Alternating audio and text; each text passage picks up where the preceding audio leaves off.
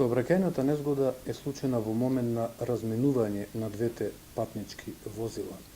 По сообраќајната незгода, за жал, едно лице го изгуби животот, додека други 5 се здобиле со телесни повреди. Тие се префрлени во болницата Свети Еразмо во Охрид. На местото на сообраќајната незгода извршен е увид по овластување на јавен обвинител, а по негова наредба подигнати се возилата и врз нив во текот на денешниот ден ќе биде извршено дополнително техничко вештачење.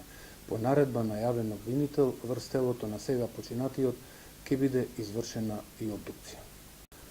Извршениот увид на местото на настанот ќе ги утврди причините за случајната сообраќајна незгода, но она што е познато до овој момент е дека возилата се судриле со предниот дел и тоа се случило во момент на нивно разменување.